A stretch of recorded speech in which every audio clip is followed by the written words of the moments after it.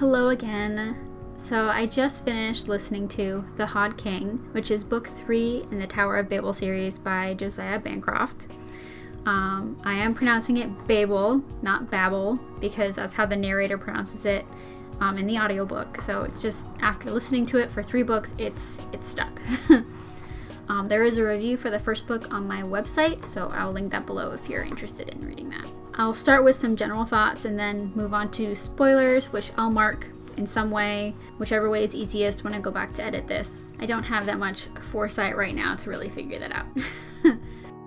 So this series starts with a school headmaster, Thomas Senlin, going on his honeymoon with his wife to the Tower of Babel, which he has read all about in his guidebook. Unfortunately, it is nothing like he's prepared for. He's separated from his wife rather quickly, and he must try to find her among the immensity of the tower. These are my general thoughts. So I really like the narrator, John Banks. He's better than a lot of other narrators that I've listened to since picking up audiobooks, probably about a year ago. There are a lot of characters in these books, and he does a pretty good job of mixing up the voices, although some of them are a bit ridiculous. Not that this entire series isn't just a bit ridiculous. Even after reading the 3rd book, I still find the world that Bancroft has created with the ringdoms and everything to be really fascinating. Each ringdom has its own quirks, and I still want to learn more. I haven't found any characters that are dull. At least I can't think of any off the top of my head. They're all really interesting characters. Although Senlin is starting to get on my nerves, but I think that was unavoidable. One thing that I'm not sure if I love or hate, it's probably just gonna float in the middle, is how the books could just flow together as one book rather than 3 separate books. There are definitely turning points that mark the beginning and end of each book, but they're not really endings. They could just as easily be the end of a chapter and moves on to the next chapter with the next book. Like a part 1, part 2, part 3. Does anyone else feel that way? I mean, it would be an enormous book if they did that, and I don't think that they should do that.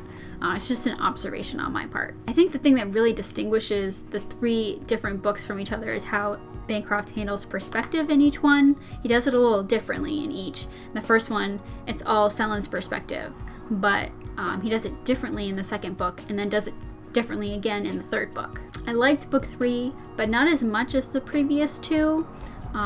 There were things about the way the story was told that didn't really do it for me. It did feel kind of like filler. There were a lot of things that happened, but it also felt like a lot of things didn't happen. And I think that's because of the way the story was told, the way the timeline of the story sort of unfolded throughout the book. So now I'm going to move on to spoilers. So skip ahead if you don't want to see any of that. The thing that got me with The Hod King was the way it was divided up. I liked all the characters' perspectives that were in book 2. I liked the way it jumped between all of the characters throughout the story. Usually I'm leery of jumping perspectives because I don't want to be really interested in one and then be forced to sit through 20 pages of some other plot that's just not doing it for me. But in The Arm of the Sphinx, I genuinely liked all of the characters, and it helped that the jumps were quick and close together, and all the characters were fairly close together, so it never really felt like we were far away from the action where I wanted to be. But in The Hod King, he does it differently. The first third of the book is all from Senlin's perspective. While reading it, I was a little frustrated, I guess, because I wasn't expecting that. I thought we were gonna continue with how he did it in the 2nd book, and I was worried that we weren't going to get any more of everyone else's perspectives, that we were back to just being all from Senlin's perspective, and I didn't want that. But then I realized that no, we were going to get more. This was just a larger chunk from just Senlin's perspective. So then the story goes backwards, and we see Valida and Iren's perspectives unfold along the same-ish timeline as Tom's. And then for part 3, we go back again, and we see Edith and Byron's perspectives unfolding along a same-ish timeline as well. I was sometimes okay with it, but a lot of the time it felt kind of unbearable. There were parts of the story that lingered or slowed the pace, and felt frustratingly slow because I wanted to move forward in the story, not continue to get what was increasingly feeling like backstory. I feel like I'm spiraling on this topic. It's really not that big of a deal. I was still able to enjoy the story. It made me feel suspenseful, and I appreciate Bancroft mixing up how he writes each book. I think that's cool that he's doing that, experimenting with perspective. My preference is not for going backwards to get more perspectives.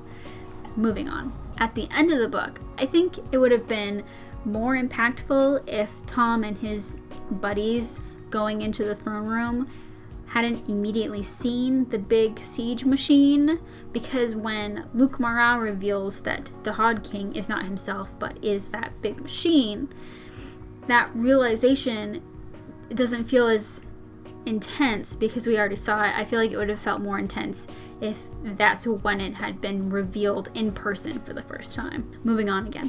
When Valida got shot, I flipped out.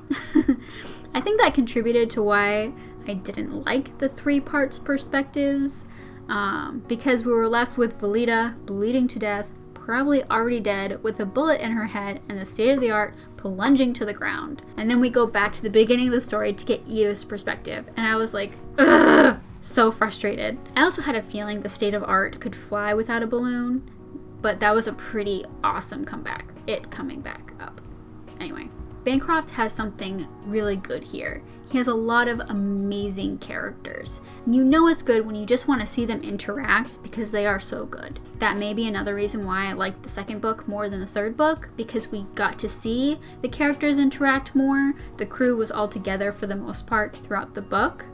And the third book, they're all split up for the most part. But now the crew is back together again, mostly, except for Adam and Tom, and then there are a few additions to the group as well. So I think that bodes well for the 4th book, for the next book. I'm looking forward to that. I'm hoping that it's more along the lines of the second book, perspective-wise. Alright, spoilers over. I'm bummed that we have to wait until next year for the 4th book, but I do have plenty to keep me occupied in the meantime. I think Bancroft can take as long as he wants to tie this up. I suspect, based on the trend of his writing, that the end won't be a complete ending, but something that leaves room for the adventure to continue. What do you think about the series? Do you have any ideas for what's going to happen next? I'd love to speculate with you in the comments below. Like and subscribe if you would like to see more, and have a nice week. Alright, bye.